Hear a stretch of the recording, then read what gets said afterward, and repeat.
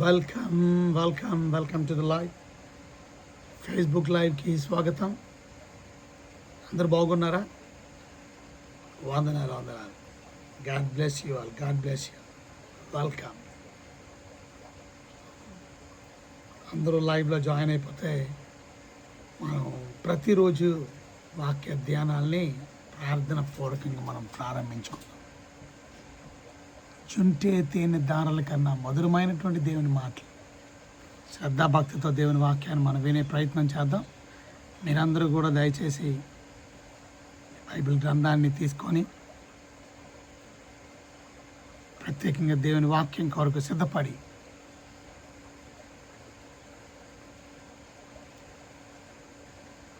అందరూ కూడా లైవ్ కొరకు సిద్ధపడి రావాలని మనం చేస్తున్నాం.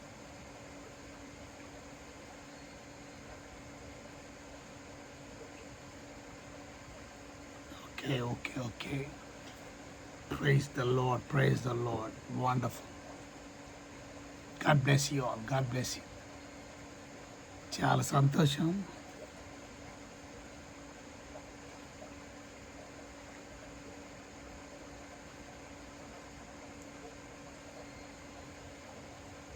మీరందరూ లైవ్కి సిద్ధపడితే దయచేసి వాక్యాన్ని మనం వినే ప్రయత్నం చేద్దాం.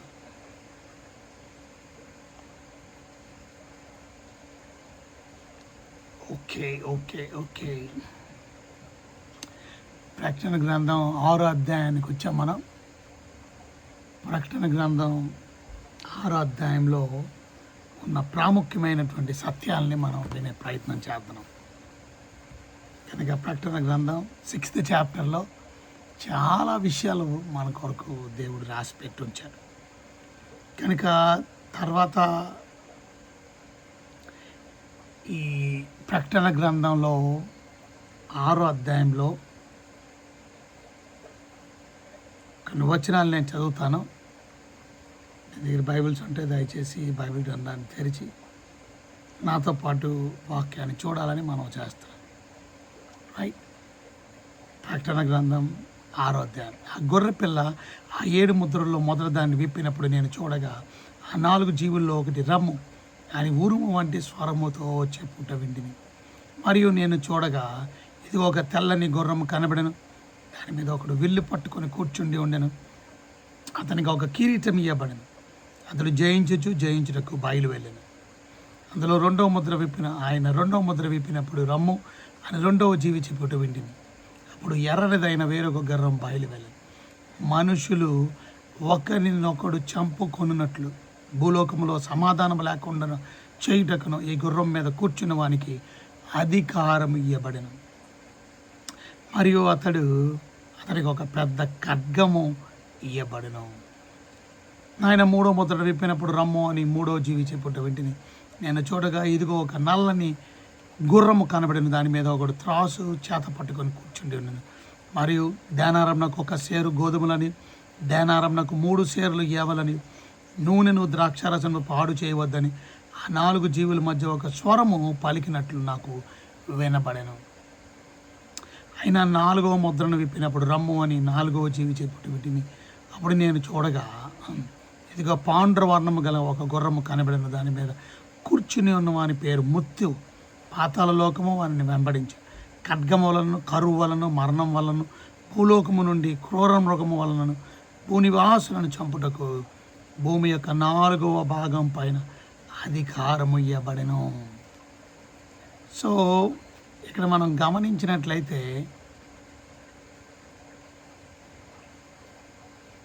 ఒకసారి ఇంగ్లీష్ బైబిల్ చదువుతాను నేను. లాస్ట్ది 4వ ముద్ర గురించి. When the lamb broke the 4th seal, I heard the 4th living being saying, "Come." I looked up and saw the horse whose color was pale green. Its rider was named Death, and his companion was the Grey. These two were given authority over 1/4 of the earth to kill with the sword and famine and disease and wild animals. ఎంత బాధాకరమైన విషయం అంటే 1/4 of the world అంటే 1/4 of the earth అంటే దగ్గర దగ్గర 1/4%. ఆ 1/4% మనుషులు భూమి మీద ఖడ్గము చేతను, కరువు చేతను, డిజీజెస్ అనారోగ్యముల చేతను చంపబడతారంట. అంటే ఒక విషయాన్ని మీరు గమనించండి, 1/4 అంటే ఎంతో తెలుసా? ప్రస్తుతం భారతదేశ జనాభా 145 కోట్ల దగ్గర. ప్రపంచ జనాభా ఎంతో తెలుసా? దగ్గర 8 కోట్లు వేసుకోండి పోనీ. 8 కోట్లు, 800 కోట్లు, 800 కోట్ల మంది, 8 బిలియన్, 800 కోట్లు. అందులో 145 కోట్లు మన భారతదేశంలోనే ఉన్నది. మన పక్క దేశమైన చైనాలో ఇంకొక 135 కోట్లు. ప్రపంచం అంతా 800 కోట్ల మంది ఉంటే ఆలోచించండి, సగం ఎంత? 4 కోట్లు. దాంట్లో సగం ఎంత? అదే 1/4 అంటారు, దగ్గర 2 కోట్లు. అంటే మీరు అర్థం చేసుకోండి, 200 కోట్ల మంది భూమి మీద. అంటే భారతదేశంలో ఉన్న జనాభా అంతా చచ్చిపోతే ఎలాగుంటుందో మీరు అర్థం చేసుకోండి. అలాగా 200 కోట్ల మంది అంటే ప్రపంచం మొత్తం మీద దగ్గర 200 కోట్ల మంది చచ్చిపోతారు అని అంటే ఇది ఎంత భయంకరమైనటువంటి తెగులో, ఎంత భయంకరమైనటువంటి శ్రమో మీరు ఒకసారి అర్థం చేసుకోండి. కేవలం 4వ ముద్ర విప్పినప్పుడు తెలుగులో మళ్ళీ చదువుతాను నేను. ఆయన 4వ ముద్ర విప్పినప్పుడు 7వ వచనం, రమ్ము అని 4వ జీవి చెప్పుట్టు వింటిని. అప్పుడు నేను చూడగా ఇదిగో పాండ్ర వర్ణము గల ఒక గుర్రము నాకు కనబడింది. దాని మీద కూర్చుని ఉన్న వాని పేరు మృత్యువు. పాతాళ లోకము వాని వెంబడించను. ఖడ్గము వలనను, కరువు వలనను, మరణము వలనను, భూలోకము నుండి క్రూర మృగము వలనను భూనివాసులను చంపుటకు భూమి యొక్క 4వ భాగం పైన అధికారం ఇవ్వబడెను. 4వ భాగం అంటే 1/4. అంటే దగ్గర భూమి మీద 200 కోట్ల మంది చచ్చిపోతారని అంటే ఈ 7 ఏళ్ల శ్రమల్లో ఈ కేవలం ముద్రలు విప్పినప్పుడే ఇంకా ఎంత భయంకరమైనటువంటి పరిస్థితులు దాపురించబోతున్నాయో మీరు అర్థం చేసుకోండి. 7 ఏళ్ల శ్రమ కాలాల్లో ఎంత భయంకరమైనటువంటి శ్రమలు ఈ భూమి మీదకి రాబోతున్నాయో ప్రభు రాకడ అయిపోయిన తర్వాత, ప్రభు రాకడ బహు సమీపంగా ఉన్నది. ఈ సత్యాన్ని మనం అర్థం చేసుకోవాలి. దాని తర్వాత ఈ భూమి మీదకి వచ్చే భయంకరమైనటువంటి పరిస్థితి. ఒకవేళ యేసు ప్రభు యొక్క రాకడ జనాలందరూ అనుకుంటున్నట్టు, లోకం అంతా చెప్పుకున్నట్టు, సోషల్ మీడియా అంతా మాట్లాడుకున్నట్టు కదా, రేపు సెప్టెంబర్ 24నే వచ్చేస్తే 2025లో ఇక భయంకరమైన 7 ఏళ్ల శ్రమలు మొదలైపోతున్నట్టే కదా దాని అర్థం. సంఘం ఎత్తబడితే ఇక శ్రమల కాలం మొదలైపోయినట్టే కదా. అప్పుడు 7 సంవత్సరాలు మనం కౌంట్ చేస్తే దగ్గర 2032లో శ్రమల కాలం ముగించబడుతుందని అర్థం. అప్పుడు ప్రభువు రాకడ రెండోసారి భూమి మీదకి ఆయనతో పాటు వెళ్ళిన మనం కూడా భూమి మీదకి వచ్చి 1000 ఏళ్ల పరిపాలన భూమి మీద చేయబోతున్నాం. ఇలా ఎంతమంది సిద్ధపడి ఉన్నారు? ఇలా ఎంతమంది దేవుని యందు భయభక్తులు కలిగి? అంటే బైబిల్ ఏం చెప్తుందంటే త్వరలో ఈ ప్రపంచం భయంకరమైనటువంటి దుస్థితిలోకి మెల్లిమెల్లిగా భయంకరమైనటువంటి యుద్ధం, దాని పేరు అర్మిగిద్దోన్ యుద్ధం. ఆ అర్మిగిద్దోన్ యుద్ధంలో ఇక ఫైనల్ బ్యాటిల్ మాట. అంటే దాని అర్థం ఇక భూమి మీద ఉన్నటువంటి దేవుని వ్యతిరేకులందరూ కూడా చంపబడతారు, క్రీస్తు విరోధితో పాటు. అంత్యక్రీస్తు లేకపోతే క్రీస్తు విరోధి, అబద్ధ ప్రవక్త, వారందరూ కూడా అగ్నిగుండంలో పడవేయబడతారు. దానికి ముందు జరగబోయే పరిణామాలు ఇవన్నీ. దానికి ముందు ఎన్నో కరువులు, భూకంపాలు, యుద్ధాలు. చూసారా? అంటే ఈ భూమి మెల్లిగా డిటోరేట్ అయిపోతుంది అన్నమాట. మెల్లిగా పరిపూర్ణమైన నాశనానికి వెళ్ళిపోతుంది అని అర్థం. తర్వాత మనం చూస్తాం ఈ యుద్ధాలు, ఈ భయంకరమైనటువంటి క్రైమ్ రేట్ పెరిగిపోవడం, ఈ ఎకనామికల్ డిజాస్టర్స్, భయంకరమైనటువంటి డబ్బులు లేనితనం, లేమి, ఇవన్నీ కూడా దేవుని యొక్క కోపానికి ఈ భూమి మీద ఉన్న మనుషులు లయమైపోతున్నారు. ఇదే 7 ఏళ్ల శ్రమల గురించి మనం చదువుకుంటున్నటువంటి విషయాలు. 7 ఏళ్ల శ్రమల్లో ప్రకటన గ్రంథం 5వ అధ్యాయంలో మనం చూసాం. 1 నుంచి 7 వచనాల్లో ఎవరు ఆ ముద్రలు విప్పగలరు, ఎవరు ఆ గ్రంథాన్ని తెరవగలరు? చూసారా? వెలుపటను అలాగే లోపలను రాత కలిగినటువంటి ఓ పుస్తకాన్ని చూశాడు. ఎవరు? యోహాను గారు. 5వ అధ్యాయం ఒక గ్రంథాన్ని. ఆ గ్రంథం సింహాసన ఆసీనుడైనటువంటి దేవుడి చేతుల్లో, కుడి చేతిలో ఉందంట. కనుక ఆ గ్రంథాన్ని విప్పడానికి ఎవరు యోగ్యులు కాదు. ఆ బలిష్ఠుడైన దేవదూత బిగ్గరగా చెప్పడం యోహాను విన్నాడు. యోహాను గారు ఆ మాట వినగానే ఏమిటి, ఎవరు లేరా ఈ గ్రంథాన్ని ఇప్పడానికి అని ఆలోచిస్తున్న సమయంలో 3వ వచనంలో మనం చూస్తాం, పరలోకమందు కానీ భూమి మీద కానీ భూమి క్రింద కానీ ఆ గ్రంథాన్ని విప్పడానికైనా చూడడానికైనా ఎవ్వనికి శక్తి లేకపోయింది. చూసారా? కనుక ఆ గ్రంథాన్ని విప్పడానికి చూడడానికి యోగ్యుడు కనబడలేనందున యోహాను బహుగా ఏడుస్తున్న సమయంలో ఆ పెద్దల్లో 24 పెద్దల్లోకి ఆయన ఏడవద్దు, ఇదిగో దావీదుపు చిగురైన యోధా గోత్రపు సింహం ఉన్నాడు అని చెప్పగానే ఆ 7 ముద్రలను తీసి ఆ గ్రంథాన్ని విప్పడకు జయాన్ని పొందాడు. ఆయన ఇప్పుడు ఇప్పుతున్నాడు ఆ గ్రంథాన్ని 6వ అధ్యాయం. ఎందుకంటే ఆయన ఒక్కడే యోగ్యుడు ఆ గ్రంథాన్ని విప్పడానికి. పరలోకంలో ఆ గ్రంథాన్ని యొక్క ముద్రలు విప్పుతుంటే, ఒక ముద్ర విప్పుతుంటే భూమి మీద జరిగే భయంకరమైన దారుణమైనటువంటి పరిస్థితులు మనం చూస్తాం. చూసారా? మనం 6వ అధ్యాయం 1వ వచనంలో ఆ గొర్రె పిల్ల ఆ 7 ముద్రల్లో మొదట దానిని విప్పినప్పుడు నేను చూడగా ఆ 4 జీవుల్లో ఒకటి రమ్ము అని చెప్పగానే అప్పుడు బయలుదేరి ఆ ముద్ర విప్పడంతోనే చూసారా ఒక తెల్లటి గుర్రం మీద ఒకడు కనపడ్డాడు. తెల్లటి గుర్రం అనగా అర్థం నిజంగా ఆ తెల్లటి గుర్రం దేనికి సంకేతం అని అంటే, తెలుపు అనేది పవిత్రతకు, పరిశుద్ధతకు, తెలుపు అనేది దేవునికి గుర్తు. చూసారా?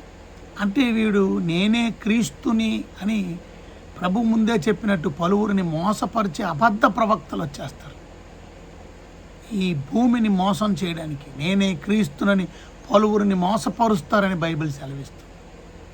కనుక తెల్లటి గుర్రం మనకేం సంకేతం తెలియపరుస్తుందంటే ఫాల్స్ ప్రీస్. అందుకే అర్థం ఈ వరల్డ్ అంతా, ప్రపంచం అంతా నేను శాంతినిస్తాను అని చెప్పి ఫాల్స్ మెస్సయ్య, అబద్ధపు ప్రవక్త, అబద్ధపు క్రీస్తు, వాడే క్రీస్తు విరోధి. చూసారా? కనుక వాడి చేతుల్లో ఏముంది? బౌ ఉంది. వాడి చేతుల్లో ఏముందండి? విల్లు పట్టుకొని కూర్చున్నాడు. విల్లు ఉండాలంటే బాణాలు ఉండాలి కదా, మరి బాణాలు లేవు, విల్లు ఒకటే ఉంది. అంటే దాని అర్థం ఏం సూచన తెలియదు. విల్లు అంటే యుద్ధానికి సూచన, కానీ విల్లు యుద్ధానికి సూచన అయినప్పటికీ కూడా బాణాలు లేకపోవడం వల్ల, మనకేమి జ్ఞాపకం చేస్తుందంటే వాడు యుద్ధం లేకుండానే వాడు విజయాన్ని సాధిస్తాడు. తద్వారా ఈ ప్రపంచాన్ని అంతటినీ కూడా శాంతి అనేటువంటి ఒక దాంతో వాడు ప్రపంచం అంతా ఒక కోవినెంట్ శాంక్షన్ చేసి, ఒక కోవినెంట్ సంతకం పెట్టి అగ్రిమెంట్, ఇజ్రాయిలీలకి నేను శాంతినిస్తాను, నేనున్నాను, మీకు ప్రపంచానికి శాంతినిస్తాను, ఏ యుద్ధాలు ఉండవు, ఎటువంటి ప్రపంచ యుద్ధాలు ఉండవు అని చెప్పి పలువురిని మోసపరిచి క్రీస్తు విరోధి బయలుదేరిపోతాడు. ఇది దీని అర్థం. వాడు తల మీద మనం చూస్తే అతడు ఒక కిరీటమునికి ఇయ్యబడింది. తల మీద కిరీటం ఉంది. ఆ కిరీటం ఏం జ్ఞాపకం చేస్తుంది? కిరీటం ఎవరికి వస్తుంది? ఎవరైనా గెలిస్తే కదా. కనుక ఈ యాంటీ క్రైస్ట్ అనేవాడు నేనే రాజుని కిరీటాన్ని పెట్టుకున్నాడు. కనుక ప్రపంచాన్ని అంతటినీ కూడా గెలుచుకున్నాడు అన్నమాట. ఎటువంటి యుద్ధం లేకుండానే వాడు ప్రపంచాన్ని అంతా వశపరుచుకున్నాడు. ఆ విధంగా జరగబోతుంది రేపు. కనుక ఈ క్రీస్తు విరోధి ఫస్ట్ అండ్ ఫార్మోస్ట్ ఎప్పుడైతే ప్రభు రాకడ జరిగిపోద్దో, ప్రభు బిడ్డలు, యేసుని నమ్ముకున్న బిడ్డలు పరలోకానికి వెళ్ళిపోతారో, ఆ కడబోరం రోగగానే అందుకనే మనం చెప్పుకుంటున్నట్టు, లోకం అంతా చెప్పుకున్నట్టు ఫీస్ట్ ఆఫ్ ట్రంపెట్స్ అనగా ప్రత్యేకంగా రేపు 24వ తారీఖు సెప్టెంబర్ మాసం ఫీస్ట్ ఆఫ్ ట్రంపెట్స్ అంటే బూరల పండగ. ఎందుకునంటే ప్రభు అయిన యేసుక్రీస్తు ప్రభువారు ఆర్భాటముతోను, ప్రధాన దూత శబ్దంతోను, దేవుని బోరతోను పరలోకము నుండి ప్రభు దిగి వస్తుంది. ప్రకటన గ్రంథంలో మనం చదువుతాం. ఎవరు దశలోనికీలు రాసిన మొదటి పత్రిక 4వ అధ్యాయం 16వ వచనంలో చదువుతాం. అలాగే 1 కొరింథీయులు 15వ అధ్యాయంలో మనం చదువుతాం. కడబోరం రోగగానే మృతులైన వారు మొదట లేతారు. మనం అక్షయమైన శరీరాలను ధరించి, క్షయమైనది అక్షయతను ధరించి ప్రభు రాకడికి ఎత్తపడతాం.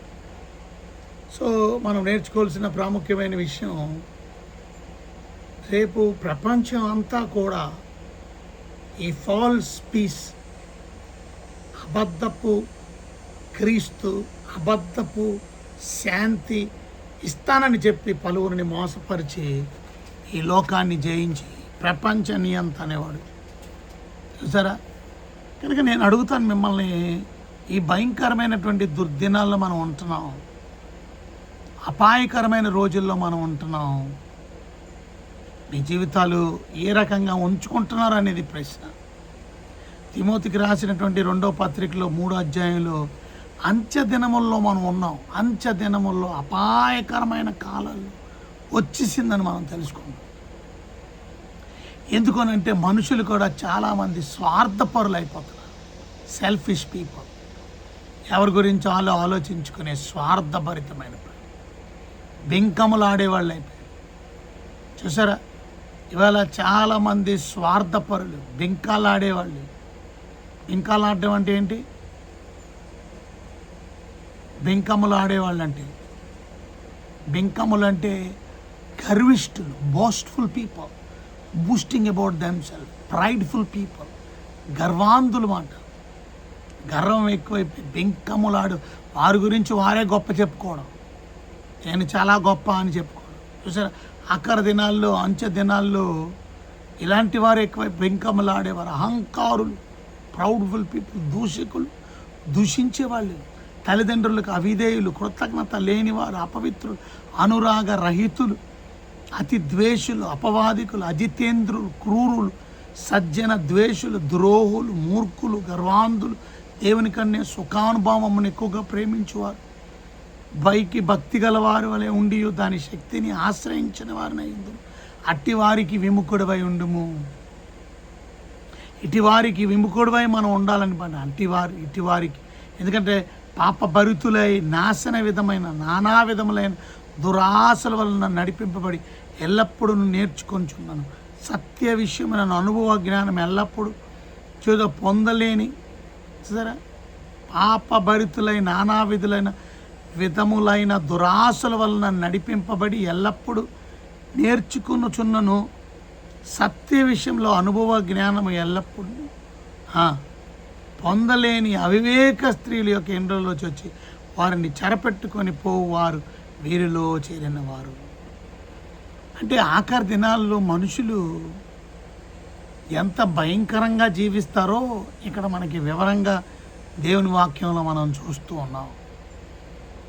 నేను అడుగుతున్నాను మిమ్మల్ని, ఈ ఆఖరి దినాల్లో మనం ఉన్నాం, మీరు ఎలా బ్రతుకుతున్నారు? మీరు ఎలా జీవిస్తున్నారు?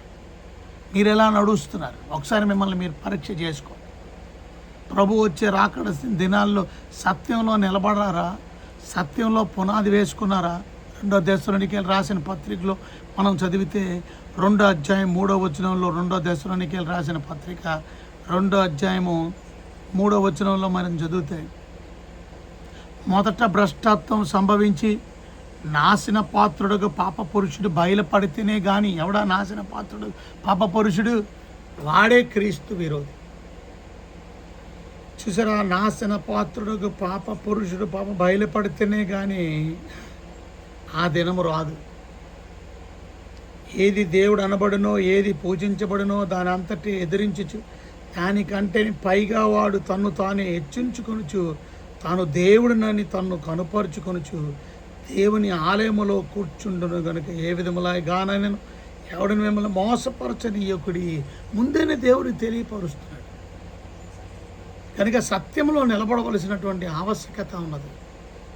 దేవుని యొక్క వాక్య సత్యంలో మీ జీవితాన్ని ప్రభు రాకడలో, రేపు ఈ బైబిల్ కూడా దొరకదు. ఇక బైబిల్ని కాల్చేస్తారు, బైబిల్స్ ఉండవు. ఇక ఇంటర్నెట్లో కూడా బైబిల్ దొరకదు, నెట్లో కూడా బైబిల్ తీసేస్తారు. ఇక క్లౌడ్లో కూడా బైబిల్ దొరకదు. అప్పుడు నీకు బైబిలే ఉండదు. ఇక ఎంత భయంకరమైనటువంటి పరిస్థితి రాబోతుంది ప్రపంచం. క్రీస్తుకు విరోధి వాడు కనుక సత్యమైనటువంటి వాక్యంలో నువ్వు నిలబడకపోతే, సత్యాన్ని నువ్వు గ్రహించకపోతే, దేవుని వాక్యం సెలవిస్తుంది, రేపు నువ్వు పరిశుద్ధంగా కానీ బ్రతకకపోతే, ప్రభు రాకడ పరిశుద్ధమైన జీవితాన్ని కానీ నువ్వు జీవించకపోతే, ప్రకటన గ్రంథం 19వ అధ్యాయము 7-8 వచనాల్లో మనం చదువుకుంటే, ప్రకటన గ్రంథం 19వ అధ్యాయము 7-8 వచనాల్లో చూడండి, నేను చదువుతాను. అప్పుడు గొప్ప జనసమూహము శబ్దము, విస్తారమైన జలముల శబ్దం, బలమైన ఉరుముల శబ్దం, పోలిన స్వరము, సర్వాధికారుడిగా ప్రభు మన దేవుడు ఏలుచున్నాడు, ఆయన స్తుతించుడి, గొర్రెపిల్ల వివాహ మహోత్సవ సమయం వచ్చింది, ఆయన భార్య తన్ను తాను సిద్ధపరచుకొనిచున్నది కనుక మనం సంతోషపడి ఉత్సాహించి ఆయన మహిమపరచుదాము చెప్పుదాం ఇంటివి. మరియు ఆమె ధరించుకుని ప్రకాశములు నిర్మలమైన ఓ సన్నపు నార బట్టలు నమ్మకేయబడెను, అవి పరిశుద్ధుల నీతి క్రియలు. ఈరోజు దేవుని బిడ్డలమైనటువంటి మనం, ప్రభు రాకడికి సిద్ధపడే మనం పరిశుద్ధంగా బ్రతుకుతూ, పరిశుద్ధమైనటువంటి జీవితాన్ని కలిగి జీవిస్తూ, మారు మనసుతో ప్రభువుని ఆరాధిస్తూ, సాక్షులుగా మనం జీవిస్తూ మనం ముందుకు కొనసాగుతున్నామా? బుద్ధి లేని కన్యకలుగా ఉన్నామా? బుద్ధిగల కన్యకలుగా ఉన్నామా? సిద్ధపాటు కలిగి ఉన్నామా? సిద్ధపాటు లేనటువంటి జీవితం కలిగి జీవిస్తున్నామా? ఎంతమంది ఇంకా సిద్ధపాటు లేకుండా, ఈ కుటుంబాన్ని సిద్ధపరచుకోకుండా ఎంత భయంకరమైనటువంటి దుర్దినాల్లో జీవిస్తున్నారండి. ఇవాళ ప్రభు వస్తున్న రాకడ సమయాలు బహు సమీపంగా ఉంటున్నప్పటికీ కూడా ఇంకా మారు మనస్సు లేక, పశ్చాత్తాపం లేక, జీవితాన్ని మార్చుకోక, ఇంకా పాపములోనే ఉంటూ, చెడుగులోనే ఉంటూ, అసలు వీళ్ళు దేవుని బిడ్డలేనా అనిపిస్తున్నటువంటి పరిస్థితి, ఇంకా మారు మనసు రాకపోవడం, ఇంకా జీవితాన్ని, అదే నాకు గుర్తొస్తుంది నోవా దినాలు, అదే నాకు గుర్తొస్తుంది లోతు దినాలు. ప్రజలు ఎంత వెర్రితనంగా ఉన్నారండి. రేపు ఉదయానికల్లా అగ్నివర్షం పడుతుందని చెప్తున్నప్పటికీ కూడా ఆ లోతు అల్లుళ్ళు ఎంత ఎగతాళి చేశారండి. ఇవాళ కుటుంబాల్లోనే ఎంత ఎగతాళిగా జీవించే వాళ్ళు ఉన్నారండి. ఆ భార్యకి భర్త ఎంత చెప్తున్నా వినలేని భార్యలు, మారు మనసు పొందలేని భార్యలు. ఆ భర్త పాపం ప్రార్థనపడి ప్రయాసపడి, అమ్మ మారు మనసు పొందు, ప్రభు దగ్గరికి వెళ్దాం, మనం అందరం ప్రభు వచ్చేస్తున్నాడు అని చెప్తున్నా, ఎలవై అన్ని మాటలు నమ్ముతావు అని అంటున్నారు కొంతమంది భార్య. కొంతమంది భర్తలకి భార్యలు చెప్తుంటే వాళ్ళు తాగుడు మానట్ల, వాళ్ళ సిగరెట్లు మానట్ల, వాళ్ళ పాప జీవితాన్ని మానట్ల, ఎగతాళి మానట్లే, లోతు అల్లుళ్ళు ఎగతాళి చేసినట్టు. కొంతమంది పిల్లలు వాళ్ళ తల్లిదండ్రులకు చెప్తుంటే తల్లిదండ్రులు ఎగతాళి చేస్తున్నారు. ఊరిక ఎక్కడ వస్తాడు, అప్పుడే వస్తాడంటే దేవుడు. చూసారా, ఎగతాళి ఎలా కోలం. మారు మనసు లేదు, రక్షణ అనుభవం లేదు, మారు మనసు పొంది బాప్తీసానికి సిద్ధపాటు లేదు. ఎంత అవివేకులుగా బ్రతుకుతున్నారండి. మీరు సిద్ధపడకపోతే మీరు విడిచిపెట్టబడతారనే సత్యాన్ని ఎందుకు మర్చిపోతున్నారో అర్థం అవట్లేదు. ఎంతమంది ఈ పరిస్థితుల్లో సువార్తకరణ చేస్తున్నారు. సర్వలోకానికి వెళ్ళి సర్వ సృష్టికి సువార్తను ప్రకటించమని దేవుని వాక్యం చెప్తున్న మాటలు ఎంతమంది గ్రహించి సువార్త చేస్తున్నారు. ఇది ప్రిపరేషన్, ఇది సిద్ధపాటు. ఎంతమంది లేజీగా ఉన్నారండి. ఎన్నో రకాల ప్లాట్ఫామ్స్ మనకు ఉన్నాయి. సువార్త అంటే బయటికి వెళ్ళి వీధుల్లోనే మైకుల్లోనే చెప్పవలసిన అవసరం లేదు. ఇవాళ సోషల్ మీడియా ఉంది. క్రియేటివ్ మోడల్స్లో చక్కగా దేవుని యొక్క సువార్తని మనం చెప్పడానికి సోషల్ మీడియా ప్లాట్ఫామ్స్ని వాడుకోవచ్చు. So that you can share the gospel. చక్కగా వాట్సాప్ ద్వారా ఇలాంటి వర్తమానాలని మీ ప్రజలకి పంపించడం, ఫ్రెండ్స్కి పంపించడం ద్వారా మీరు వాక్యాన్ని అందిస్తున్నారు. వారి సత్యాన్ని తెలుసుకోవడానికి అవకాశం అనుగ్రహిస్తున్నారు. చూసారా ఎంత గొప్ప అవకాశం. ఇవాళ ఇది ప్రభు కొరకు సిద్ధపడేది. రేపు భయంకరమైన దుర్దినాలు రాబోతుంది. ఈ ప్రపంచం లయమైపోతుంది, భూమి కాలిపోబోతుంది, ఈ ఆకాశం చుట్టబడిన గ్రంథం వల్లే తొలగిపోబోతుంది, పంచభూతములు మిక్కిలి వేండ్రములు కాలిపోబోతుంది, ఆకాశం చుట్టబడిన గ్రంథం వల్లే తొలగిపోతుంది, ఆకాశ నక్షత్ర కింద రాలిపోబోతున్నాయి. భయంకరమైన దుర్దినాలు ప్రారంభం. భయంకరమైనటువంటి విషయాలు, ప్రకృతి వైపరీత్యాలు మనం చూస్తున్నాం. భయంకరమైన వరదలు, ఎన్నో దేశాలు వరదల్లో కొట్టుకుపోతున్నాయి. భయంకరమైన సునామీలు, భయంకరమైనటువంటి సైక్లోన్లు, భయంకరమైనటువంటి తుఫాన్లు, భయంకరమైనటువంటి భూకంపాలు, ఇవన్నీ కూడా ప్రభు రాకడికి సూచనలు కనపడడం లేదా? ఎప్పుడూ చూడలేనటువంటి భయంకరమైనటువంటి దుస్థితులు మనం చూడడం లేదా? ఏ రకంగా మీరు సువార్త ప్రకటిస్తున్నారు? ఏ రకంగా దేవుని గురించి ఇతరులకు ప్రకటిస్తున్నారు? ఏ రకంగా దిక్కులేని అనాది పిల్లలను చూస్తున్నారు? ఏది పవిత్రమైన భక్తి, పరిశుద్ధమైన భక్తి? దిక్కులేని పిల్లలను, అనాథులను, వారి ఇబ్బందులను పరామర్శించుట, ఇదే కదా పవిత్రమైన భక్తి, ఇదే కదా పరిశుద్ధమైన భక్తి. బైబిల్ చెప్తున్న మాట మర్చిపోయారా? యాకోబు పత్రిక 1వ అధ్యాయం 27వ వచనం, పవిత్రమును నిష్కలంకమైన భక్తి ఏదనగా దిక్కులేని పిల్లలను, వెధవరాండ్లను వారి ఇబ్బందుల్లో పరామర్శించుట, ఇహలోక మాలిన్యము తనకు అంటించుకుంటూ తను తాను కాపాడుకుంటయే కదా పవిత్రమైన భక్తి అంటే. అలాంటి భక్తిలో మీరు కొనసాగుతున్నారా? అలాంటి భక్తిలో మీరు ముందుకు కొనసాగుతున్నారా? ప్రభు వచ్చే రాకడ సమయాలు వచ్చేస్తున్నాయి. ఇంకా పాపములో విచ్చలవిడినటువంటి స్వేచ్ఛ జీవితంలో ఇష్టానుసారంగా బ్రతుకుతూ ఈ మాటల చేత ఒకరినొకరు దయచేసి ప్రోత్సహించుకోండి. ఈ మాటల చేత ఎంకరేజ్ చేసుకోండి. దేవుని వాక్యాన్ని ఇతరులకు చెప్పండి. భయంకరమైనటువంటి దుర్దినాల్లో మనం ఉన్నాం. భయంకరమైన అపాయకరమైన రోజుల్లో మనం ఉన్నాం. చూసారా, అక్కడ రెండవ దూత, రెండవ ముద్ర ప్రభు అయిన యేసుక్రీస్తు వారు రెండవ ముద్ర విప్పినప్పుడు ప్రకటన గ్రంథం 6వ అధ్యాయంలో మనం చూస్తే, ప్రకటన గ్రంథం చూసారా 6వ అధ్యాయంలో 3వ వచనం, ఆయన రెండవ ముద్ర విప్పినప్పుడు రమ్ము అని రెండవ జీవి చెప్పుట వింటిని. అప్పుడు ఎర్రని అయిన వేరొక గుర్రము బయలు వెళ్ళెను. మనుషులు ఒకరినొకడు చంపుకున్నట్లు భూలోకంలో సమాధానం లేకుండా గుర్రం మీద కూర్చున్న వానికి అధికారం ఇవ్వబడెను. మరియు అతనికి ఒక పెద్ద ఖడ్గము ఇవ్వబడెను. బాబా చూసారా, రెండవ ముద్ర మనం చూసినట్లయితే భయంకరమైనటువంటి ఎర్రని గుర్రం కనబడిందంట. ఆ ఎర్రనిదైన వేరొక గుర్రం బయలు వెలుచున్నను. మనుషులు ఒకరినొకడు చంపునట్లు భూలోకములో సమాధానము లేకుండాటయు ఈ గుర్రం మీద కూర్చున్న వానికి అధికారం ఇవ్వబడిందంట. ఇక భయంకరమైన హాలోకాస్ట్ మాట, హాలోకాస్ట్ ఆఫ్ వార్. మత్తయి సువార్త 24వ అధ్యాయం 7వ వచనంలో మనం చదువుకుంటే యుద్ధముల గురించి, మనుషుల మీద మనుషులు, జనాల మీద జనాలు, రాజ్యం మీద రాజ్యం లేస్తాయని ప్రభు చెప్పలేదా? కనుక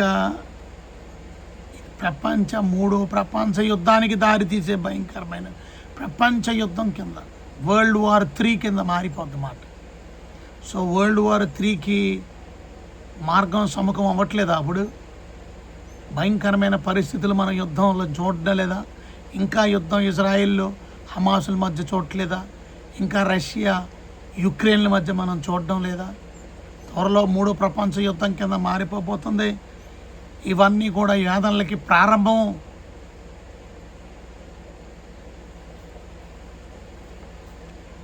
ఇవాళ మనం నేర్చుకోవాల్సింది ఒకరికొకరు చంపుకునే భయంకరమైన దినాలు. అమెరికా దేశంలో దేవుని మాటలు చెప్తుంటే, దేవుని వాక్యం చెప్తుంటే, ఒక అతని పేరు చార్లిస్ కిర్క్ అనే వ్యక్తి నిన్న చంపబడ్డాడు 3 రోజుల క్రితం. అతన్ని గన్ షూట్. అతను అడుగుతున్న ప్రశ్న, ఈ మాస్ షూటింగ్లు ఎందుకు జరుగుతున్నాయి? ఈ మాస్ షూటింగ్ గురించి ఇలా చెప్తున్నాడు అంతే. మెడ మీద బుల్లెట్ దిగిపోయింది అంతే. అక్కడికక్కడే చనిపోయాడు. హాస్పిటల్ తీసుకెళ్తుంటే అతనికి వ్యతిరేకంగా మాట్లాడేవాళ్ళు ఎంతమంది ఉన్నారో తెలుసా? అతను ఇచ్చినటువంటి ద్వేషభరితమైనటువంటి వర్తమానాలే అతన్ని చంపేసినాయి అని చెప్పేవాళ్ళు ఉన్నారు. ఎంత భయంకరమైన సమాజంలో మనం ఉంటున్నామండి. చచ్చిపోయిన వ్యక్తి పట్ల కనీసం ప్రేమ, అతను ఒక తండ్రి, అతను ఒక భర్త, అతను ఒక మనిషి కింద ఎందుకు చూడలేకపోతున్నారు? అతనికి 2 పిల్లలు ఉన్నారు, చిన్న చిన్న పిల్లలు. వాళ్ళ అమ్మాయి అడుగుతుందంట నానేడమ్మా అని, వాళ్ళ అబ్బాయి అడుగుతున్నాడు నానేడని. ఏం సమాధానం చెప్తుంది వాళ్ళ అమ్మ? మనుషులు చంపుకోవడం, ఒక మనిషి సాటి మనిషిని చంపేయడం ద్వేషభావాలు కాదా? స్వార్థం కాదా? ఎంత దుర్మార్గం, ఎంత భయంకరం! ఈ దినాలు ఇంకా ఎక్కువ చూస్తాం మనం, ఇంకా ఎక్కువ ఇలా చంపుకోవడం చూస్తాం. అది బైబిల్ చెప్తుంది. ఆ నల్లటి ఎర్రటి గుర్రం మీద వచ్చే వ్యక్తి ఖడ్గం వేయబడిందంట. అతని చేతిలో పెద్ద ఖడ్గం. అంటే భయంకరమైన యుద్ధాలు జరగబోతాయని అర్థం. భయంకరమైన తిరుగుబాటు జరగబోతుందని అర్థం. భయంకరమైన రక్త తర్పణ జరగబోతుంది భూమి అంతా. ఒక్క మర్డర్కే, ఒక్క అసాసినేషన్కే, ఒక్కడిని చంపితేనే ఇంత భయంకరమైనటువంటి ధర్నాలు జరుగుతున్నాయి. వాళ్ళ కాలేజీల్లో యాసిడేషన్స్ జరుగుతున్నాయి. దాని గురించి ఎంతోమంది బాధపడే వాళ్ళు ఉన్నారు. కానీ వాళ్ళ ఇన్ని మంది ఒకరికొకరు చంపేసుకుంటుంటే ఎంతో కాలం లేదు, ఇది ఎంతో కాలం లేదు, వచ్చేసింది దగ్గరికి. ఇంకా మనం చూస్తే 3వ ముద్ర విప్పినప్పుడు రమ్ము అని 3వ జీవి చెప్పుట వింటిని నేను చూడగా ఇది ఒక నల్లని గుర్రం కనబడిన, దాని మీద ఒక త్రాసు చేత పట్టుకొని కూర్చుండి ఉండేది. నల్లటి గుర్రం అంట. బ్లాక్ దేనికి సంకేతం? బ్లాక్ అనేది ఫ్యామిన్కి సంకేతం. అనగా అర్థం కరువుకి. చూడండి, విలాప వాక్యాలు 5వ అధ్యాయం. మీ బైబిల్లో ఉంటే దయచేసి విలాప వాక్యాలు 5వ అధ్యాయము 8వ వచనాన్ని చూడండి ఒకసారి. దాసులు మాకు ప్రభువులని వారు వశము నుండి మమ్మల్ని విడిపింపగలిగిన వాడు ఎవ్వడునూ లేడు. ఎడారి జనులను ఖడ్గ భయము వలన ప్రాణమునకు తెగించి మా ధ్యానము తెచ్చుకొనిచున్నాం. మహాక్షేమం వలన మా చర్మము పొయ్యవలే నలుపెక్కెను. క్షేమము వలె మా చర్మము పొయ్యవలే నలుపెక్కిందంట. మహాకరువు వల్ల శరీరం నల్లగా అయిపోయిందంట. నలుపు భయంకరమైనటువంటి కరువుకి సూచన. ఈ ఊరంతా, ప్రపంచం అంతా, దేశాలన్నీ కరువుతో లయమైపోతాయి. ఇవాళ దానికి ముందు జరిగే ప్రపంచ యుద్ధం వల్ల భూమి అంతా నాశనం అయిపోతే, మనుషులందరూ చచ్చిపోతే ఇక పంట ఎక్కడిది? తిండి ఎక్కడిది? యుద్ధం వల్ల, ఆ న్యూక్లియర్ వెపన్స్ వల్ల, న్యూక్లియర్ బాంబుల వల్ల భయంకరమైన పొగ, భయంకరమైనటువంటి జబ్బులు, అనారోగ్యాలు, కరువు, తిండి లేకపోవడం, భయంకరమైన పొలాలన్నీ తగలడిపోవడం వల్ల, పొలాలు పంటలు లేకపోవడం వల్ల భయంకరమైన గ్లోబల్ హంగర్. గ్లోబల్ హంగర్ అంటే అర్థం ప్రపంచం అంతా కరువుతో.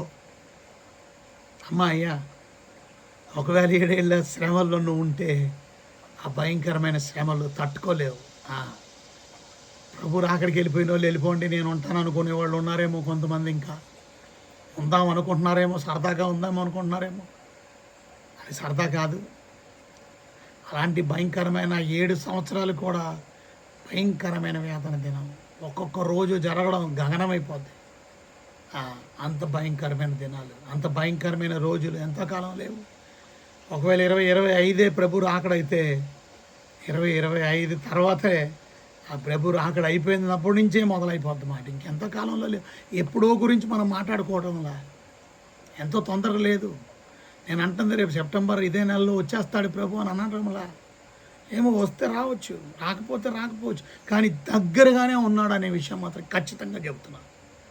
ఆయన దగ్గరగానే ఉందని రాకడ మాత్రం ఖచ్చితంగానే చెప్తాను. ఎంతో కాలం లేదు. మీరు సిద్ధపడలేకపోతే మాత్రం విడిచిపెట్టబడతారు. అది అర్థం, విడిచిపెట్టబడతారు. ఆ కరువుకి ఎంత భయంకరంగా ఉంటుంది అని అంటే మనం చూసాం. ప్రకటన గ్రంథం 6వ అధ్యాయంలో, ప్రకటన గ్రంథం 6వ అధ్యాయంలో మనం చూస్తున్నాం. చూసారా? మరియు 6వ వచనం, దేనారమునకు 1 సేరు గోధుమలని, దేనారమునకు 3 సేర్లు యావలని, నూనెను ద్రాక్షారసమును పాడు చేయవద్దని ఆ 4 జీవుల మధ్య ఒక స్వరము పలికినట్లు నాకు వినబడెను. దేనారమునకు, వాట్ యు మీన్ బై దేనారం? ఏమంటున్నాడంటే దేనారానికి అంటే అర్థం అంటే దాని అర్థం ఏంటనంటే, దేనారము అని అంటే ఒక రోజు పని చేస్తే ఇజ్రాయెల్ దేశంలో ఇంతకుముందు ఒక దేనారం ఇచ్చేవాళ్ళు. రోజంతా కష్టపడి పనిచేస్తే ఒక దేనారం. అర్థమైందా? రోజంతా కష్టపడి పనిచేస్తే అర్థమైందా మీకు? ఒక దేనారం అంటే మనుషులు రోజంతా కష్టపడి పనిచేస్తే వచ్చే డబ్బులు కనీసం గోధుమలు కొనుక్కోవడానికి కూడా సరిపోవంట. అంటే అర్థం, ఒక మనిషి భోజనం ఒక పూట తినడానికి రోజంతా సంపాదించిన డబ్బులు అంటే 1 కేజీ గోధుమలు నువ్వు రోజంతా ఒక కూలి మనిషి పని చేస్తే, ఒక మేస్త్రి గారు 1000 రూపాయలు వస్తాయి. ఒక పెయింటర్ పని చేస్తే 1000 రూపాయలు వస్తాయి. రోజు కూలి, రోజంతా పని చేస్తే మన భారతదేశంలో ఆ రోజంతా పని చేసే డబ్బులు పెట్టుకుంటే 1 కేజీ గోధుమలు వస్తాయంట. అంటే 1 కేజీ బియ్యం వస్తాయన్నమాట.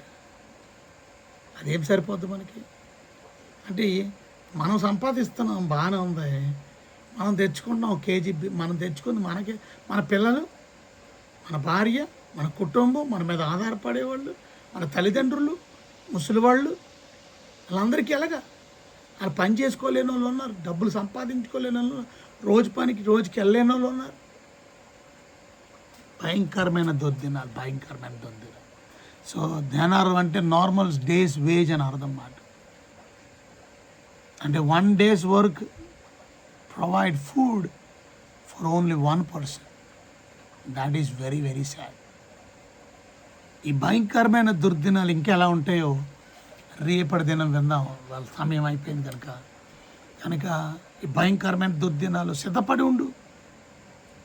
ఆ రోజుల్లో నువ్వు ఉండకుండా ప్రభు రాకడలో ఎత్తబడేలాగా నీ జీవితాన్ని సరిచేసుకో, చక్కపరుచుకో, పాపాన్ని విడిచిపెట్టు, పశ్చాత్తాపడు, సారీ చెప్పు, దేవుని క్షమించమని అడుగు, నీ తప్పులను ఒప్పుకో, మారుమనసు పొంది రక్షించబడి తర్వాత బాప్తీసాన్ని తీసుకొని ప్రజలందరూ ముందు సంఘం ఎదుట సాక్ష్యం చెప్పు. బాప్తీసానికి వెనకంజ వేయక, రేపు అని ఆలస్యం చేయక. రేపే ప్రభు వచ్చేయచ్చు, బహు సమీపంగా ఉంది ఆయన రాక.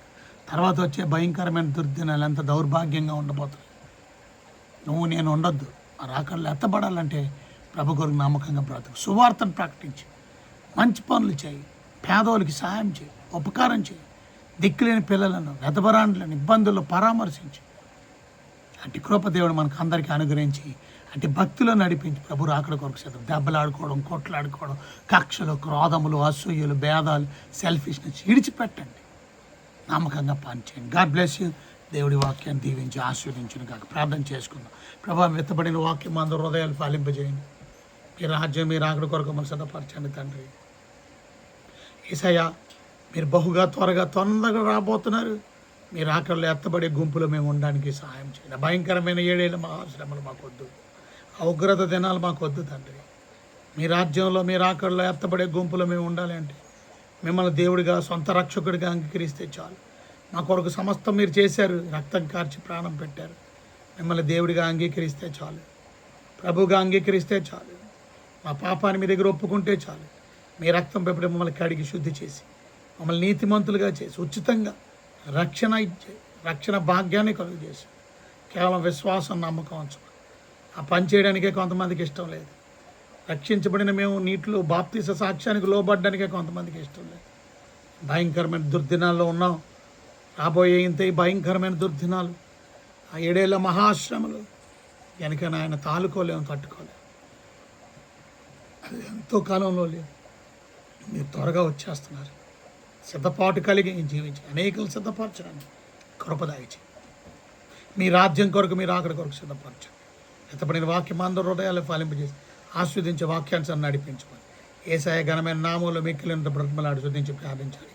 వినేంత వేరుకుంటున్నాను మా తండ్రి. ఆమేన్. God bless you. దేవుడి మిమ్మల్ని దీవించిన గాక. మిమ్మల్ని మీ కుటుంబాన్ని దేవుడు సమృద్ధిగా నిండారుగా దేవుడు దీవించి ఆశీర్వదించును గాక. Thank you for coming online. ప్రతిరోజు ఈ విధంగా లైవ్ని మీరు వీక్షిస్తూ దేవుని వాక్యాన్ని ఆసక్తితో మీరు ప్రతిరోజు చూస్తున్న విధానాన్ని బట్టి I just want thank you each and every one for all the wonderful love for God. దేవుడికి పట్ల మీకున్నటువంటి ప్రేమను బట్టి ప్రత్యేకంగా వందనాలు. వాక్యం పట్ల ఇతరులకు షేర్ చేసే మనసు, చాలా వందనాలు. జ్యోతి బెజ్జం, ప్రైజ్ ద లార్డ్. మనం గుడికి రావట్లేదు, బెజ్జం గుజ్యోతి. దేవుని మందిరానికి తప్పక రా. అప్పారావుని కూడా అడిగానని చెప్పు పిల్లలు. Shyambabu, praise the Lord. ప్రసిద్ధిని, ప్రైజ్ ద లార్డ్. తమ్మిశెట్టి ప్రసిద్ధిని, praise the Lord. God bless you అమ్మ. Chintal, praise the Lord. God bless you. Karramani అమ్మ, ప్రైజ్ ద లార్డ్. విల్సన్ గారు, praise the Lord. Klaus George,